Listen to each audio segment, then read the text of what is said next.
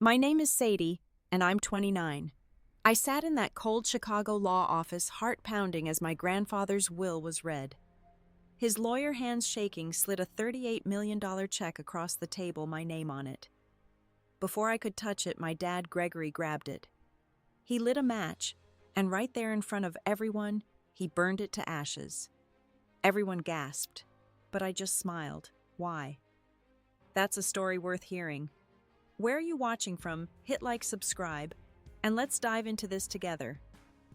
I was back in my childhood home in Ohio, the air thick with dust and memories. My name's Sadie. 29, and I hadn't set foot here in years. The faded wallpaper, the creaky stairs, the kitchen table where we used to laugh over Mom's burned casseroles, it all hit me hard. I was unpacking my bag when my phone buzzed. Gregory's name flashed on the screen. My dad. We hadn't spoken in 5 years, not since he told me my art degree was a waste, that I should have been a lawyer like him.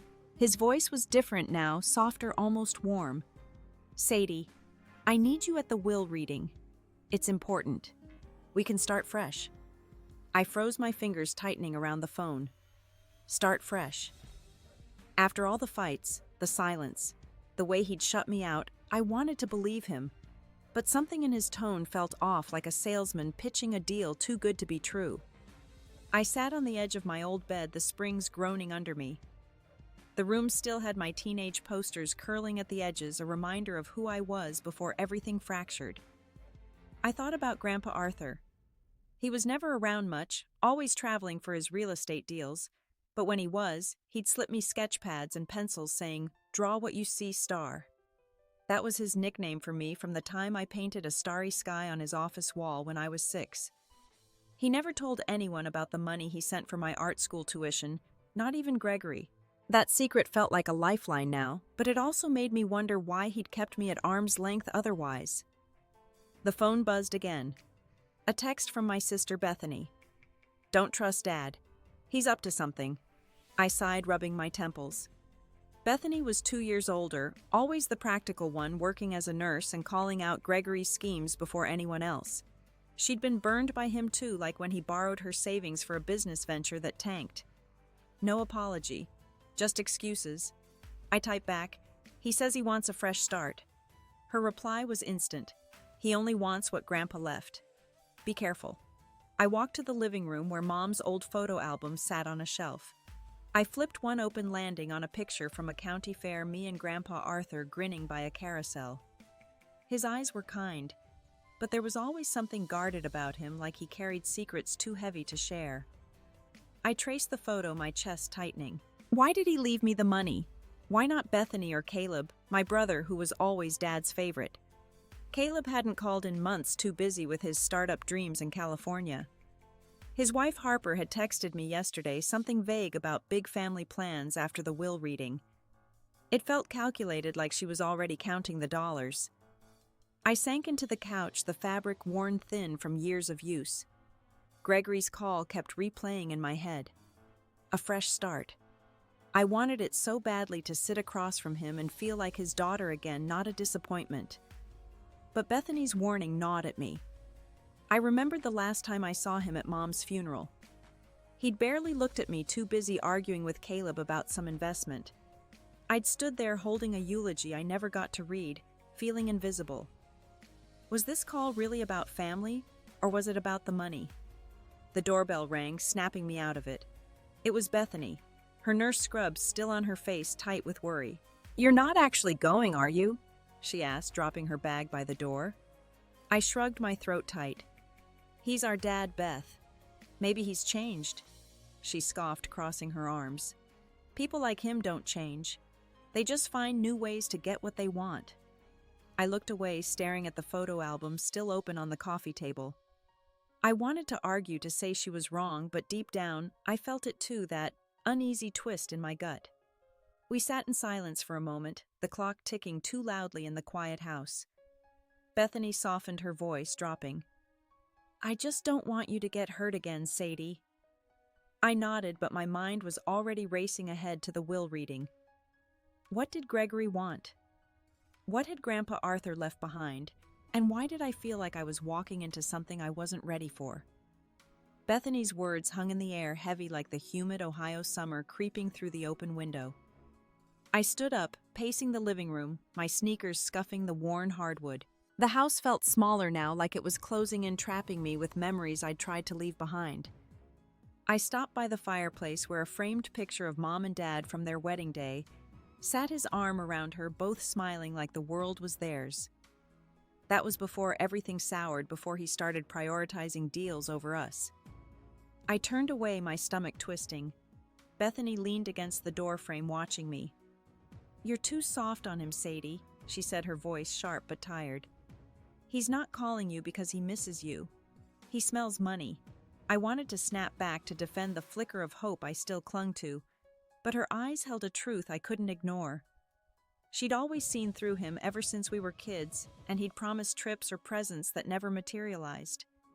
I was the one who kept believing, kept waiting for him to show up. I grabbed my phone, scrolling to Gregory's voicemail again, listening to that unfamiliar warmth in his tone. "It's important, Sadie. We can start fresh." I hit replay, then stopped, tossing the phone onto the couch. What if Bethany was right? What if this was just another one of his games? I thought about Caleb too. My brother used to be my best friend, sneaking me extra cookies when Mom wasn't looking, teaching me how to ride a bike. But he'd changed after moving to California, chasing big dreams with Harper. Her text about family plans felt like a chess move, not a hug. I walked to the kitchen, needing air, needing space. The counter was cluttered with old mail and a chipped mug I'd painted for Grandpa Arthur when I was 10. It had a lopsided star, my signature mark. He'd kept it on his desk, even when his office was all polished wood and contracts. I picked it up, running my thumb over the glaze. He'd always said, "You've got a gift star. Don't let anyone take it from you." But he'd never explained why he'd drift in and out of our lives. Why his letters were so cryptic, always hinting at something bigger without saying it outright. Bethany followed me, her footsteps soft but deliberate. "I talked to Caleb yesterday."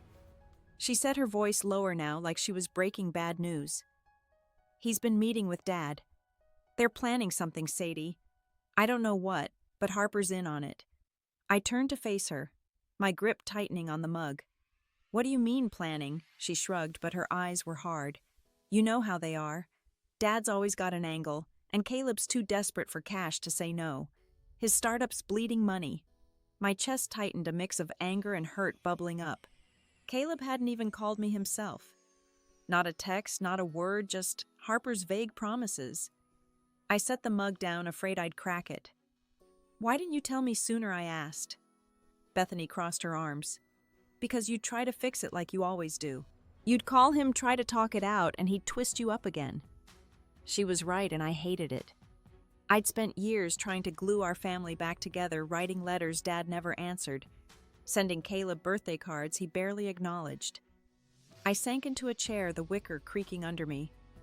The kitchen smelled faintly of coffee and mildew, a reminder of how long this house had been neglected. I thought about Grandpa Arthur's letters, the ones I kept in a shoebox under my bed. They were short, always handwritten, always ending with "Trust yourself, star." I'd read them over and over, trying to decode what he meant. Was the money really for me? Or was it another test, like the way he'd ask me to draw something impossible, like a storm in a bottle, just to see what I'd come up with? Bethany sat across from me, her hands folded tight. "I'm going with you to the will reading," she said. "No arguments." I nodded, grateful but uneasy. I didn't want to face Dad alone, but having her there meant more eyes on me, more pressure to hold it together. I looked out the window where the neighbor's dog was barking at nothing, a sound that felt too loud in the quiet. I wanted to believe Dad's call was genuine, that he wanted me there for love, not leverage.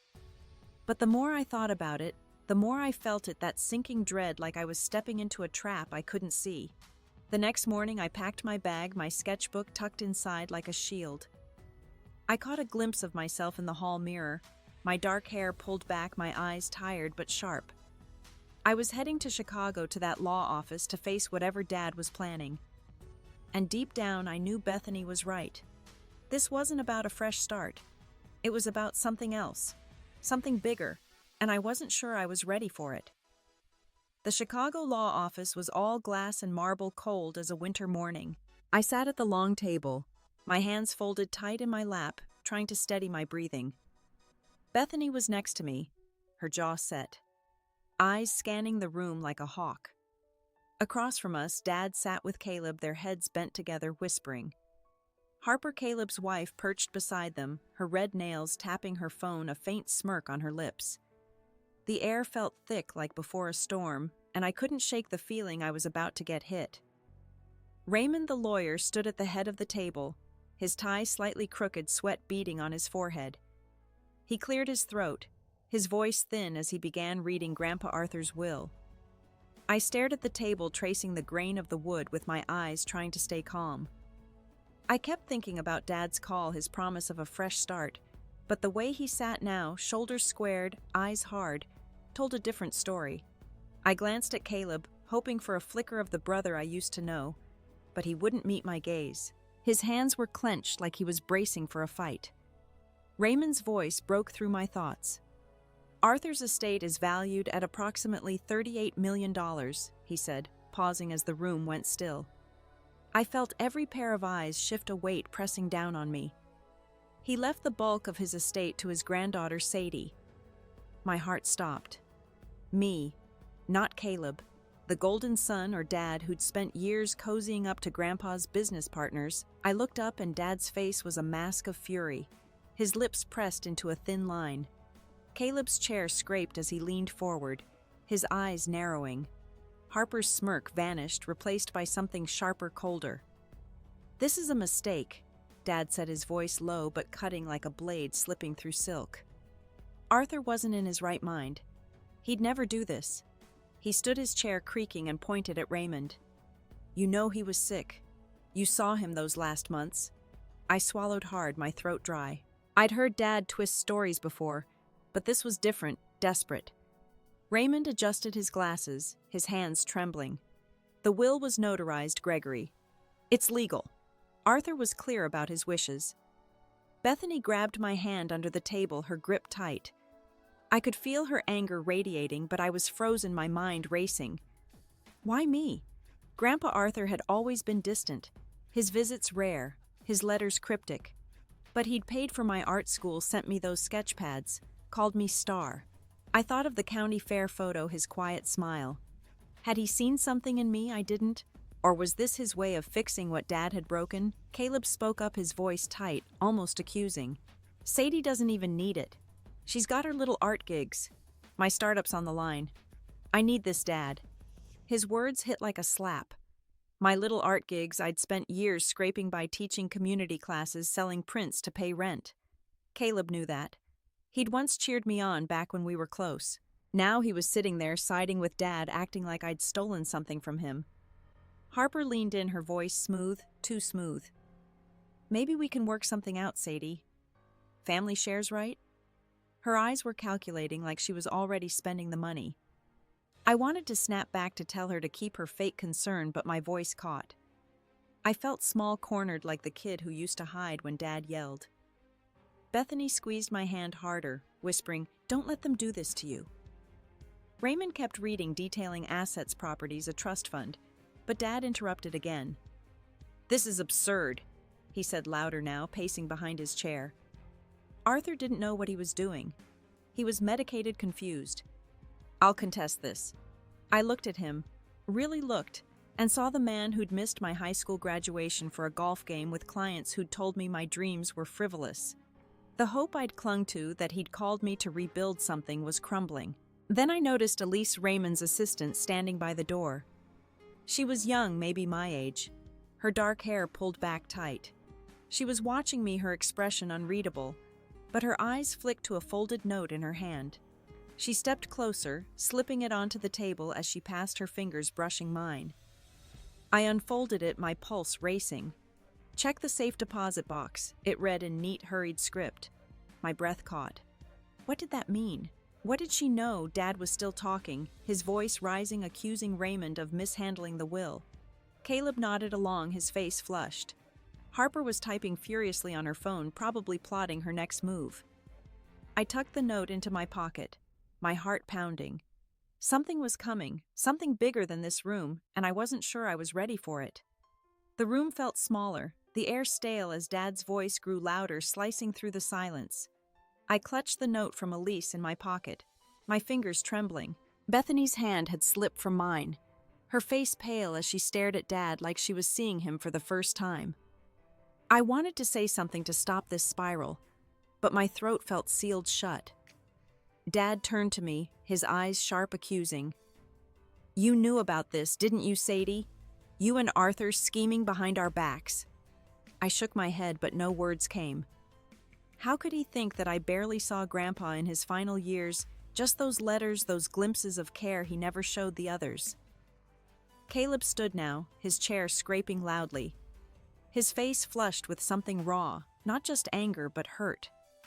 "You don't deserve this," he said, looking straight at me.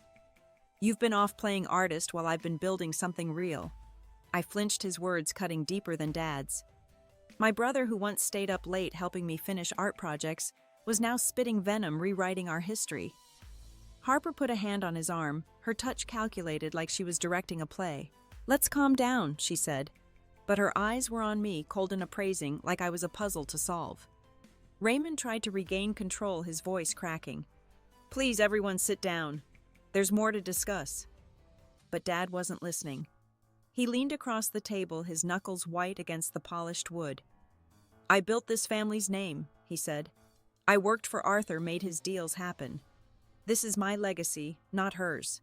His words were a punch to my chest. Legacy. He'd never once asked about my life, my struggles, the nights I'd stayed up wondering if I'd made the right choice chasing my art. I was his daughter, but I felt like a stranger. Bethany finally spoke, her voice shaking with fury. "You're wrong, Dad. Arthur chose Sadie for a reason. Maybe he saw what you never did." Dad's eyes flashed and he rounded on her. "Stay out of this, Bethany. You're not part of this fight." Her eyes widened and I saw the hurt flash across her face. Not part of it. She'd been the one holding our family together after Mom died, working double shifts to cover bills Dad ignored. I wanted to reach for her, but my hands were shaking too much.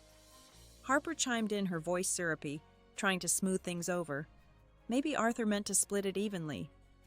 "We can talk this out, right, Sadie?" I looked at her, at the way her smile didn't reach her eyes, and felt a chill. She wasn't here for peace. She was here for a cut, probably already dreaming of designer bags and beach houses. I opened my mouth to respond, but Caleb cut me off. "She doesn't get to decide," he snapped. "This is bigger than her." His voice broke, and for a second, I saw the old Caleb, the one who'd cry when he lost a soccer game. But it was gone fast, buried under resentment. I looked around the table at the faces I'd grown up with, now twisted with greed and anger. Dad's watch, the one Grandpa gave him, ticked loudly in the quiet each second, a reminder of how far we'd fallen. I thought of Mom, how she'd always tried to keep us together, hosting Sunday dinners, even when Dad was too busy to show up. She'd be heartbroken to see this. I was heartbroken. I'd come here hoping for a family, for some piece of Grandpa's love to hold on to, but instead I was drowning in their accusations. Elise was still by the door. Her eyes locked on mine like she was trying to tell me something without words. The note in my pocket felt heavier now, a secret I didn't understand but clung to. Raymond shuffled his papers, his hands unsteady, trying to move on. "There's a trust fund," he started, but Dad cut him off again. "Enough," he said, his voice a growl. "We're not done here. I'll fight this until it's right." He looked at me, and for the first time I didn't see my father. I saw a man who'd do anything to win, even if it meant tearing me apart. My heart pounded, my breath shallow. I felt like I was standing on the edge of something about to fall. The room was too loud, too hot, too full of people who were supposed to love me but didn't. I wanted to run, to hide, to scream, but I just sat there, my hands gripping the edge of the table, waiting for whatever came next. The room was suffocating, the air thick with unspoken accusations. I sat frozen, my hands still gripping the table, Dad's words echoing in my head. "I'll fight this until it's right." My heart was a drum, each beat louder, drowning out Raymond's attempts to move on. He fumbled with a folder, pulling out a sealed envelope, my name scrawled across it in Grandpa Arthur's shaky handwriting. "Sadie, this is for you," he said, his voice barely steady. "A check. $38 million. The room went silent, like the world had stopped breathing. I stared at the check, my name in black ink, the numbers blurring in my vision. 38 million. It wasn't real, not to me. I'd never wanted Grandpa's money, just his time. His stories, the way he'd nod at my sketches like they mattered. Before I could reach for it, Dad lunged forward, his hand snatching the check from Raymond's grasp. "You don't get this," he said, his voice low, venomous. "This belongs to the family, not you." My stomach dropped. I looked at Bethany, hoping for an anchor, but her face was pale, her eyes wide with shock. Dad held the check up, his fingers trembling with rage. Caleb leaned forward, his jaw tight, and Harper's eyes gleamed like she was watching a show she'd paid for. I opened my mouth to speak, but no sound came. My mind flashed to Grandpa's letters, his cryptic warnings about money and truth. Trust yourself, Star. Had he known this would happen? Had he seen Dad's greed, Caleb's desperation, and set this up to test us? I didn't know, but I felt the weight of it all crushing me. Then Dad pulled a lighter from his pocket. The kind he used for his cigars, the ones he smoked when he thought he'd won something. He flicked at the flame, small but bright, and held it to the check. The paper caught fire, curling black at the edges, the numbers disappearing into ash. Gasps filled the room. Raymond stammered, "Gregory, stop!" But Dad just laughed, a bitter, jagged sound, and let the burning check fall to the table, where it crumbled into a pile of gray dust.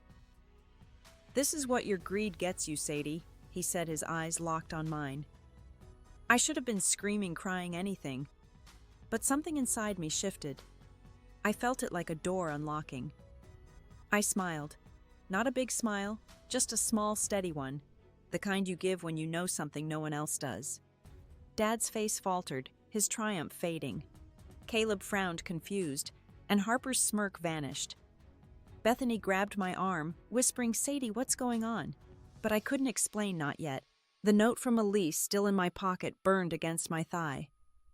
"Check the safe deposit box." Grandpa's words echoed again, stronger now. Money blinds, truth frees. I looked at the ashes on the table, the remnants of what Dad thought was his victory. My smile grew just a fraction, and I saw the unease ripple through him. He'd burned the check thinking he'd taken everything from me, but he didn't know. He didn't know about the letters, the secrets Grandpa had left, the real gift waiting somewhere else. My heart was racing, not with fear, but with something new, something sharp and clear. I wasn't the scared girl he thought I was. Not anymore. Elise was still by the door, her face unreadable, but her eyes intense, urging me to keep going. Raymond was frozen, his hands clutching the empty folder like he'd seen a ghost. Dad took a step toward me, his voice dropping low. "What's so funny?" "Sadie, what do you know?" I didn't answer, just held my smile, letting it unsettle him. The room felt like it was teetering, like one wrong move could shatter everything. And I was the only one who knew the ground wasn't what it seemed. Dad's question hung in the air, sharp and demanding. "What do you know, Sadie?" His voice was a blade cutting through the stunned silence. I kept my smile small and steady, but inside my heart was a storm. The ashes of the check lay scattered on the table, a gray smear against the polished wood. Bethany's grip on my arm tightened, her nails digging in, but I couldn't look at her. My eyes were locked on Dad, on the man who'd just burned what he thought was my future. Caleb stood up, his chair scraping loudly, his face flushed with something darker than anger. "You think this is a game," he spat, his voice cracking. "You're sitting there grinning while my life's falling apart. I've got investors breathing down my neck, Sadie. You don't even care." His words were a gut punch, each one heavier than the last. My brother, who'd once shared his Halloween candy with me, was looking at me like I was the enemy. Harper stood too, her heels clicking as she stepped closer to Dad, her voice smooth but laced with venom. "She's always been selfish, Gregory, hiding behind her little drawings, acting like she's above us." I felt my smile falter just for a second, as her words dug into old wounds. Selfish, I'd spent years trying to keep this family together, sending texts Dad ignored, visiting Bethany when she was too tired to talk, even wiring Caleb money when his startup hit rough patches. But now in this room, I was the villain. Raymond cleared his throat, his hands fumbling with his papers, but no one was listening. Dad stepped closer, looming over me, his shadow falling across the table. "You've always been Arthur's favorite," he said, his voice low, almost a growl. "Always sneaking around with him, whispering about your art. You turned him against us." My breath caught. Turned him against them. I remembered the late-night calls with Grandpa, his voice soft as he asked about my sketches, telling me to keep going. Those moments were rare, stolen, not some plot to steal his fortune. Bethany finally snapped, her voice shaking with fury. "Stop it, Dad. You're the one who pushed him away, always chasing his money, never his respect." Dad's eyes flashed and he rounded on her. "Don't lecture me, Bethany. You're just jealous you got nothing." Her face crumpled and I felt a pang in my chest. Bethany, who'd worked herself to the bone for this family, was being dismissed like she didn't matter. I wanted to stand to scream to make them see how wrong they were, but my body wouldn't move. Harper smirked, folding her arms. Maybe Sadie tricked Arthur, played the sweet granddaughter card. It's not hard to fool an old man. Her words were a knife twisting deeper. I thought of Grandpa's last letter tucked in my shoebox, his handwriting shaky but firm. "Don't let them dim your light, Star." Had he known how they'd turn on me? Had he seen this coming? My smile was gone now, replaced by a tightness in my throat, a weight pressing down on my chest. Elise was still by the door, her eyes darting between me and the chaos unfolding. The note in my pocket felt like a lifeline, but I couldn't reach for it, not with everyone watching. Caleb's voice broke through again, louder now, desperate. "You don't even need this money, Sadie. You're fine living your little artist life. I'm the one who's been grinding, risking everything." His words were raw, pleading, but they stung. My little artist life, I'd fought for every gig, every sale, every moment of joy in a world that told me art wasn't enough. Dad leaned closer, his breath hot, his voice a whisper meant only for me. "You'll regret this, Sadie. You think you've won, but you're nothing without us." His words were a final blow, stripping away the last shred of hope I'd carried into this room. I looked at him, at Caleb, at Harper, their faces twisted with greed and resentment. Bethany was silent now, her eyes glistening, and I felt the weight of her pain, too. The room was a cage, and I was trapped, my heart breaking under the pressure of their betrayal, with no way out. The law office door clicked shut behind me as I slipped out, my legs unsteady but moving. Dad's words, "You're nothing without us," echoed in my skull, each syllable a bruise. I was Sadie, 29, and I'd just watched my family tear itself apart over money that was never mine to begin with. The hallway was dim, lined with framed certificates, their gold edges glinting under fluorescent lights. I leaned against the wall, my breath shallow, the note from Elise crinkling in my pocket. "Check the safe deposit box." My fingers brushed it, and something sparked inside me, a flicker of defiance. I glanced back at the door, hearing Dad's voice still barking Caleb's accusations, Harper's calculated jabs. Bethany was in there, silent now, her hurt as heavy as mine. I wanted to go back to grab her hand and run, but I couldn't. Not yet. Grandpa Arthur's words. "Money blinds." Truth frees were louder now, guiding me like a compass. I straightened, wiping my damp palms on my jeans. I wasn't nothing. I was his star, and he'd left me something more than a check. Elise appeared at the end of the hallway, her steps quick, her face tense but kind. She nodded toward a side door, her voice low. "The bank's 2 blocks away. I can take you now." My heart jumped. Now, the will reading wasn't over, but staying in that room felt like surrendering. I nodded, my voice barely a whisper. "Let's go." She led me out a back exit into the sharp Chicago wind, the city's hum a stark contrast to the chaos I'd left behind. We walked fast, my sneakers pounding the sidewalk, Elise's heels clicking beside me. She didn't say much, but her presence was steady, like she knew what was at stake. "You worked for Grandpa, didn't you?" I asked, needing to fill the silence. She nodded, her eyes forward. He trusted me with his papers, his plans. He talked about you a lot. My throat tightened. What had he said? That I was stubborn, that I loved art too much. I didn't ask, afraid of the answer. The bank loomed ahead, a gray stone building with tall windows. My pulse raced as we stepped inside, the air cool and smelling faintly of paper and metal. Elise spoke to a clerk, her voice calm, professional, and soon we were led to a private room, a steel vault door gleaming at the back. The clerk handed me a form, my name already filled in. Arthur's doing, Elise said softly. He planned this. I signed my hand, shaking not from fear, but from something else, a growing certainty that I was about to find what he'd really left me. The clerk opened the vault, revealing rows of numbered boxes. Elise pointed to one 214 and handed me a small key from her pocket. It was cold, heavier than it looked, engraved with a tiny star. My breath caught. Star. My nickname etched in metal, a piece of Grandpa I could hold. I slid the key into the lock, my fingers trembling as it clicked open. The box slid out heavy and I set it on the table, my heart pounding like it might break free. Inside was a folder thick with papers, and a letter sealed my name in Grandpa's handwriting. I touched it, my fingers tracing the ink, and for a moment I was back in his office. A kid with paint on her hands, his voice warm. Draw what you see. Star. I opened the letter, my eyes scanning the words. Sadie, this is your truth. Not money, not their fights. Your gift, your legacy. A trust fund, an art center, a key to something bigger. I swallowed hard, tears prickling, but I didn't cry. I felt strong, like I was waking up. Elise watched me, her eyes soft but urgent. There's more, she said, nodding at the folder. I opened it, finding deeds, blueprints. A plan for a community art center in Ohio named after me. Not millions in cash, but a purpose, a place to build, to heal. My chest tightened, not with pain but with power.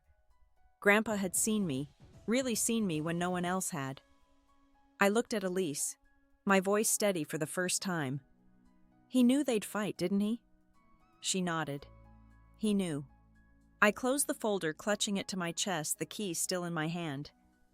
I wasn't ready to go back to that room to face Dad's anger or Caleb's betrayal. But I wasn't running either.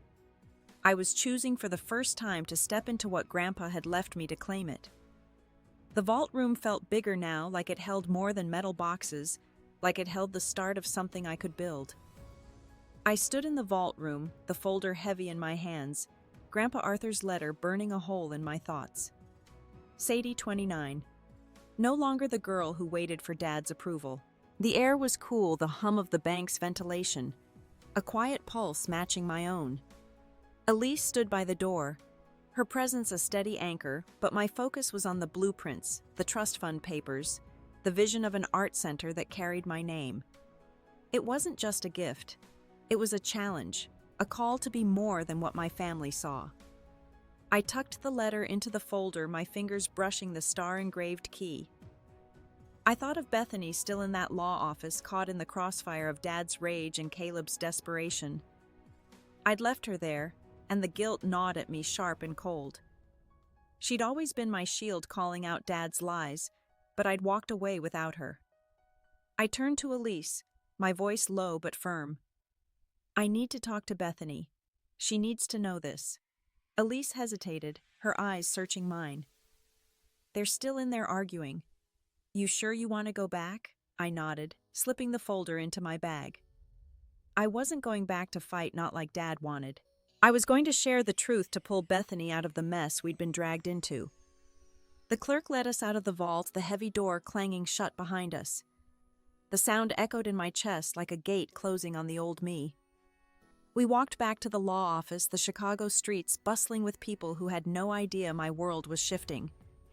My sneakers felt lighter now, each step deliberate, like I was walking towards something instead of running away. Elise kept pace, her silence respectful, but her glances urging me on. I thought of Grandpa's letters, how he'd always said to trust my instincts. I'd ignored them too long, letting Dad's voice drown them out. Not anymore. Back at the office, I paused outside the door, hearing Dad's voice, still sharp, still commanding. Raymond was trying to speak, his words drowned out. I took a breath, my hand on the doorknob, and pushed it open. The room fell quiet, all eyes on me. Dad stood by the table, his face red papers scattered in front of him. Caleb sat slumped, avoiding my gaze. Harper's lips pursed, her eyes narrowing like she was sizing me up. Bethany was in the corner, her arms crossed her face, a mix of anger and exhaustion. "Sadie," Bethany said, standing straighter, her voice soft but urgent. "Where'd you go?" I walked to her, ignoring Dad's glare, and pulled her aside. My bag was heavy with the folder, but I didn't open it yet. "I need you to hear me out," I whispered, my voice steady despite the knot in my stomach. "Grandpa didn't leave me money. Not like they think. It's something else. Something better." Her eyes widened, searching mine for answers, but I saw a flicker of trust, something we hadn't shared in years. Dad's voice cut through. "What are you whispering about? Sadie planning to cut us out completely?" I turned, meeting his eyes, and for the first time I didn't flinch. "I'm not cutting anyone out," I said, my voice calm but firm. "I'm doing what Grandpa wanted."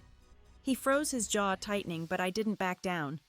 Harper scoffed, tossing her hair.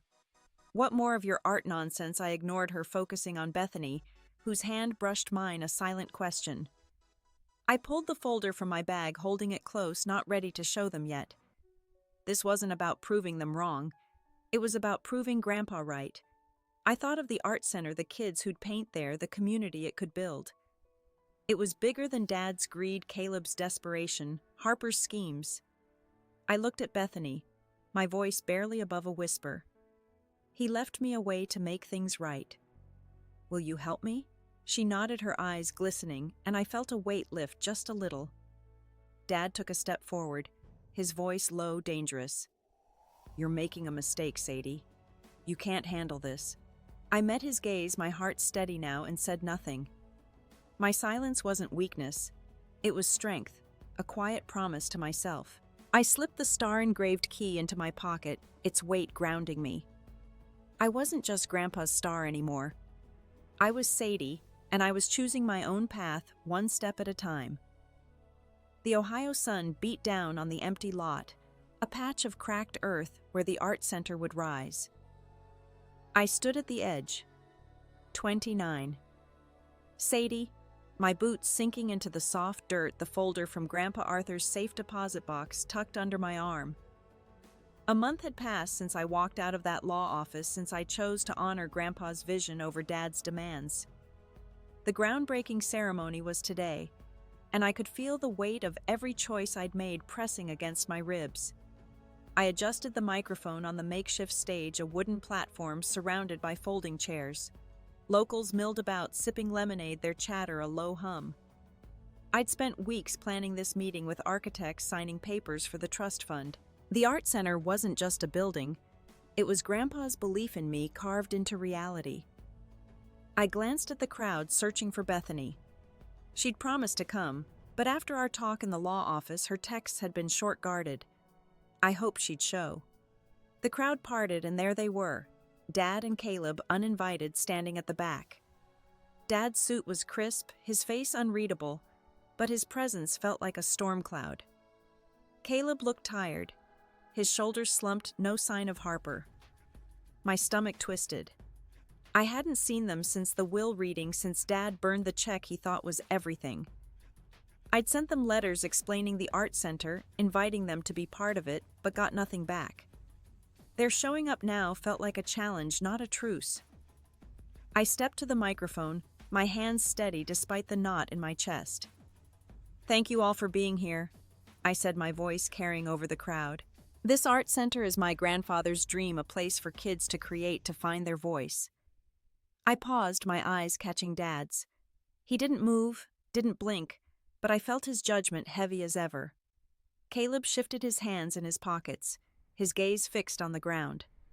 I kept going, talking about the trust fund, how it would fund free classes, supplies, a space for the community. The crowd clapped, a few kids cheering, but Dad's voice cut through, loud and sharp. "You're throwing away Arthur's legacy, Sadie. This isn't what he built. the crowd hushed, heads turning. I froze, my fingers tightening on the folder. He stepped forward, his voice carrying that old authority. "You're playing with money that should have been ours for real businesses, real futures." My throat tightened, but I didn't look away. I'd expected this, hadn't I? Grandpa's letter had warned me money blinds. I'd chosen truth, but Dad saw only loss. Caleb finally looked up, his eyes meeting mine, and I saw something flicker, regret maybe, or shame. But he didn't speak, didn't stop Dad. The crowd murmured, some nodding with Dad, others looking at me, waiting for my response. I wanted to shout, to tell them how Dad had squandered Grandpa's trust before, how he'd left us with nothing but promises. But I didn't. Instead, I took a breath, my voice calm but firm. This center is what Grandpa wanted. A place to build, not to take. The words felt like stones, heavy but true. Dad's face reddened, his mouth opening, but before he could speak, a hand touched my shoulder. Bethany. She was here, her nurse scrub swapped for a simple dress, her eyes fierce but soft.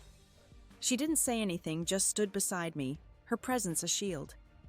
The crowd's murmurs faded and I felt a shift, like the air had changed. Dad stopped, his words caught in his throat. Caleb looked away again, his shoulders hunching. The silence was heavy, not victorious, but raw, like we were all holding our breath, waiting for the next break. I looked at Bethany, grateful, but the weight of Dad's words. Caleb's silence lingered. I'd made my choice, but the cost was staring me in the face, and it wasn't over yet. Bethany's hand on my shoulder was warm, grounding, but the air around us felt brittle, like glass about to crack. I stood on the stage, the Ohio sun glaring down, the crowd's eyes shifting between me and Dad. His silence after my words was louder than any shout, his face a mask of barely contained rage. Caleb stood beside him, his hands still buried in his pockets, his gaze darting to the dirt. I was Sadie, 29, and I'd just drawn a line in the earth, one I couldn't cross back over. I stepped away from the microphone, my legs steady, but my chest tight. The crowd was quiet now, the earlier cheers replaced by an uneasy hush.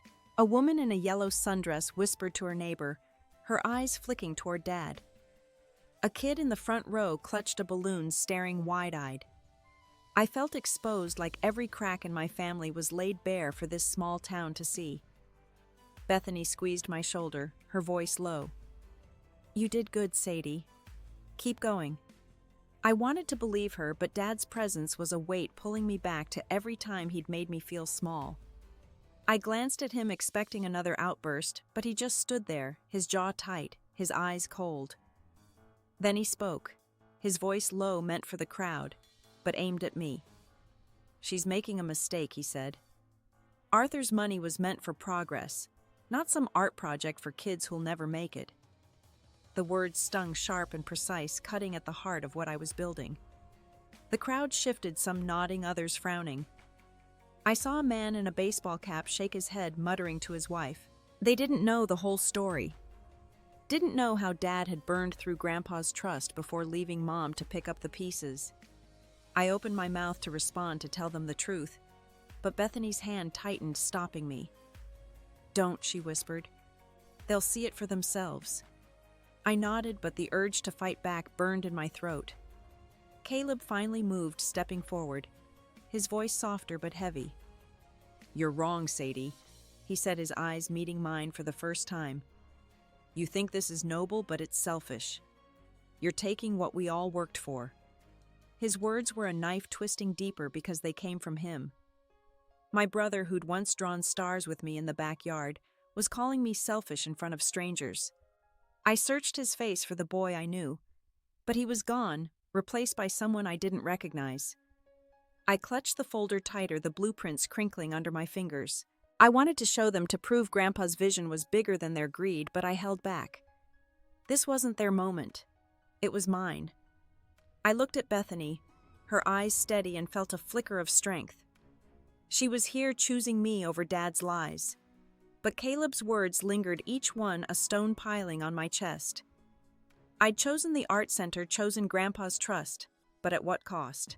A new voice broke the tension, soft but clear. "Lucas, a local artist." I'd met through the planning, stepped onto the stage. He was tall, his hands stained with paint, his voice calm. "This center's for all of us," he said to the crowd. "Sadie's building something real here." A few people clapped, hesitant at first, then louder. Dad's face darkened and Caleb turned away, his shoulders hunching. I felt a spark of gratitude for Lucas, but it didn't erase the ache. My family was slipping away, and no applause could fill that void. I stepped back, my eyes on the ground where the first shovel would break earth tomorrow. The crowd's murmurs faded, and I felt Bethany's hand slip from my shoulder. She was still beside me, but I was alone in this moment, carrying the weight of my choice. Dad and Caleb stood at the edge of the lot, their figures small against the horizon, but their judgment loomed large. I'd built something, but I'd lost something too, and the silence between us was heavier than any words. I sat on the floor of my apartment, the late afternoon light filtering through the blinds, casting stripes across the hardwood. I'm Sadie, 29, and 6 months had passed since the groundbreaking ceremony. The art center was taking shape, its walls rising in that Ohio lot. But I was here surrounded by sketches, my hands smudged with charcoal. The quiet was a gift, a rare moment to breathe after months of meetings, budgets, and memories that wouldn't let go. My small living room, cluttered with thrift store furniture, felt like a sanctuary tonight. I leaned against the couch, a half-finished drawing of a tree on my lap, its branches sprawling like veins. I'd been sketching more lately, not for work, but for me, letting the pencil move without a plan. It was something Grandpa Arthur taught me, to let the lines find their own way.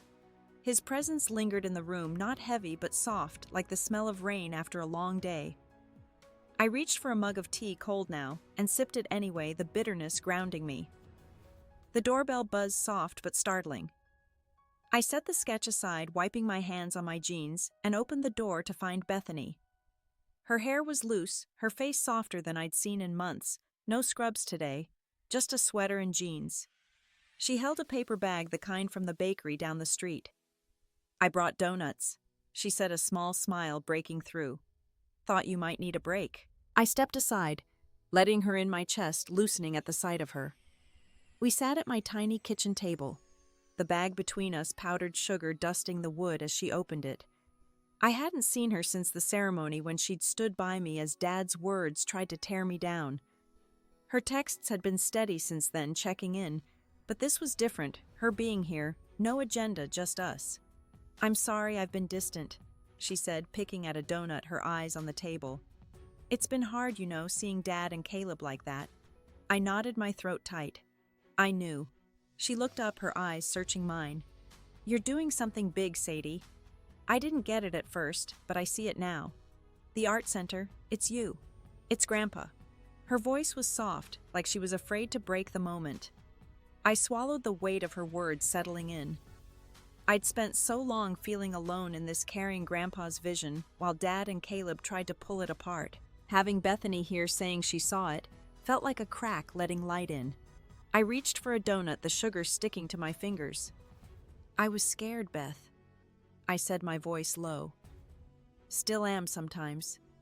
What if I mess this up?" She leaned forward, her hand brushing mine, not grabbing just there. "You won't. You're not Dad. You're not running from this." Her words were simple, but they hit deep, like a truth I'd been too afraid to name. I wasn't running. I was building brick by brick, even if it hurt. We sat in silence for a moment, the hum of the refrigerator filling the space. I thought of Mom, how she'd loved these quiet evenings, just us at the table. No fights, no expectations. I missed her, but I felt her too in the way Bethany's presence steadied me. I looked at my sketch, the tree's branches reaching out, unfinished but alive. I was starting to see it, the shape of my own life, not defined by Dad's anger or Caleb's silence, but by what I could create. Bethany pulled a napkin from the bag, scribbling something with a pen from her purse. She slid it to me, a rough sketch of a star like the ones I used to draw. "For you," she said, her smile small but real. I stared at it, my chest warm, and felt the world slow down just for a moment. The star Bethany drew sat on the table, its edges uneven but deliberate, like a memory we'd both carried. I leaned back in my chair, the wood creaking under me, my apartment quiet, except for the faint hum of the street outside. I'm Sadie, 29, and in this moment, with sugar-dusted fingers and Bethany across from me, I felt a stillness I hadn't known in years. The art center was moving forward, its foundation set, but it was this table, this moment, that felt like home. I stood walking to the window, the blinds casting long shadows across my bare feet. The sky was turning pink, the kind of sunset that made you want to stop and watch. I thought about Caleb's letter, the one that arrived last week. His words sharp, but wavering. "You took everything, Sadie. But I'm sorry too." I hadn't replied, not yet. Part of me wanted to reach across the distance and find my brother again, but another part, quieter, knew some bridges stay broken. Bethany joined me at the window, her shoulder brushing mine. "You read his letter, didn't you?" she asked, her voice soft, like she already knew. I nodded, my eyes on the horizon. "He's angry," I said, "but there's something else there, maybe regret. I don't know if I can answer him." She didn't push, just stood there, her silence a kind of permission to feel what I felt. I'd spent so long trying to fix us all, to be the glue, but now I was learning to let go, to let them carry their own weight. I turned back to the table, picking up the napkin with her star. It wasn't perfect, but it was hers, a small piece of her faith in me. I thought of Grandpa Arthur, how he'd leave me notes in his sketch pads, little challenges to draw something new. He'd never asked me to be perfect, just to try. That was what the art center was. I realized, not a monument, but a place to try to fail, to grow. I wasn't building it for Dad's approval or Caleb's forgiveness. I was building it for me, for the kids who'd come after, for the star I'd almost forgotten. Bethany spoke, her voice barely above a whisper. "I'm proud of you, Sadie. I didn't say it before, but I am." Her words settled in my chest, warm and heavy, like a stone smoothed by a river. I smiled, not wide, just enough to feel it. "Thanks, Beth," I said, my voice steady. "I'm figuring it out." She nodded, and we stood there watching the sky deepen, the world outside moving on without us. I walked to my desk, where a small wooden box held Grandpa's old paintbrush, its bristles worn but still soft. I opened it, running my fingers over the handle, feeling the years he'd held it. I didn't need to carry his pain or Dad's anger anymore. I was carrying this instead, a piece of him that wasn't about money or fights, but about creation, about possibility. I closed the box, my breath slow, and looked at Bethany. She was watching me, her eyes soft, and I knew she saw it too. The room was quiet now, the sunset fading to dusk. I felt lighter, not because everything was fixed, but because I was learning to hold what mattered. Caleb's letter, Dad's silence, the art center's future. They were all there, but they didn't own me. I was Sadie, and for the first time, that was enough. I sat back down, the napkin star still on the table, and let the stillness wrap around me, soft and sure. The art center's doors opened on a crisp Ohio morning, the kind where the air smells of dew and possibility. I'm Sadie, 29, standing in the lobby, watching kids rush in, their laughter bouncing off the freshly painted walls. A year had passed since that law office, since Dad burned a check he thought defined me. The center was alive now, with easels lined up, paint cans stacked, and sunlight streaming through wide windows. I wore a simple jacket, my hair loose, feeling like I belonged here, not as a hero, but as someone who'd kept going. I walked through the main room, my boots soft on the polished floor, watching a group of kids dip brushes into bright colors. Their chatter was a hum, a sound that filled the empty spaces I'd carried for so long. I stopped by a bulletin board where flyers for classes and workshops were pinned, each one a step toward something bigger. I'd spent months shaping this place, not just with Grandpa Arthur's trust fund, but with my own hands, my own choices. It wasn't perfect, but it was real. Bethany was there, helping a girl adjust her canvas, her smile easy, like she'd found her place too. We'd grown closer this year, sharing late-night calls about paint colors and dreams we hadn't dared speak before. She caught my eye, nodding, and I felt a warmth, a quiet bond that didn't need words. The kids' laughter grew louder, and I thought of Mom, how she'd have loved this, her hands flour-dusted from baking, her voice cheering us on. She was gone, but I felt her here in the light and the noise. I stepped outside, the morning breeze cool against my face. The lot once cracked and empty was now a building solid and sure. I leaned against the wall, my hands in my pockets, and pulled out a small sketchbook I'd started carrying again.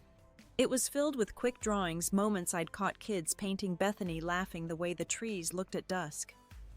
I hadn't drawn like this in years, not for clients or deadlines, but for me, for the quiet joy of it.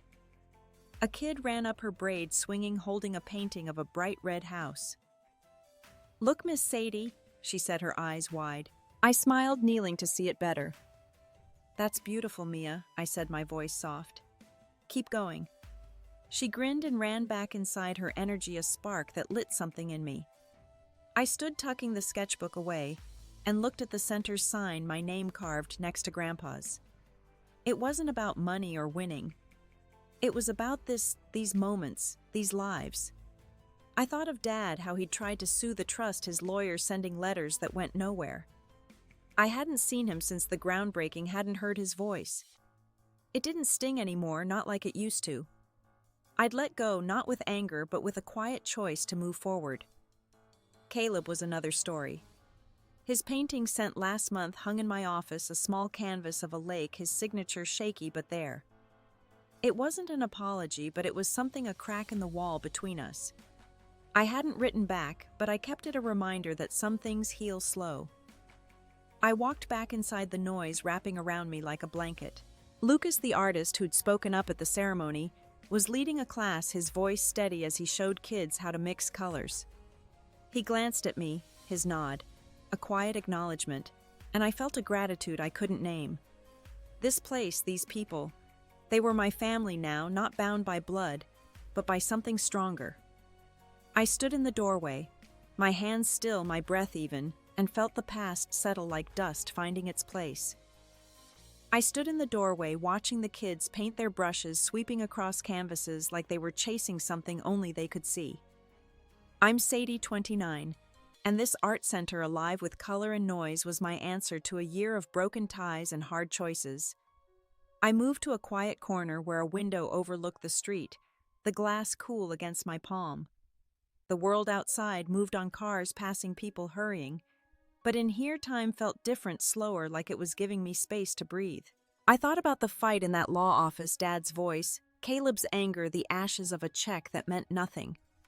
I'd carried their words like weights, letting them shape me for too long. But standing here, I saw it clearer. Grandpa Arthur hadn't left me money to fix my family or prove them wrong. He'd left me a chance to choose myself, to build something that outlasted their greed. I wasn't the girl who shrank under their glares anymore. I was someone who could stand still and feel enough. Lucas walked over, wiping paint from his hands, his smile easy. "You okay?" he asked, his voice low, like he knew the weight of the day. I nodded, my eyes on a kid mixing blue and yellow, her face lit with focus. "Yeah," I said, "just thinking about what lasts." He followed my gaze, his nod quiet. "You're making something that will, Sadie." I smiled, small but real, and felt a truth settle in. This center wasn't just walls and paint. It was a place where kids like Mia could find what I'd spent years searching for, a voice, a space, a way to be. Bethany was across the room, laughing with a boy who'd spilled paint on his shirt. Her ease, her choice to stay, was a gift I hadn't expected. I thought of Caleb's painting still on my office wall, its colors soft but bold. I'd write him back, not today but soon, not to fix us, but to let him know I saw him even now. Dad was harder.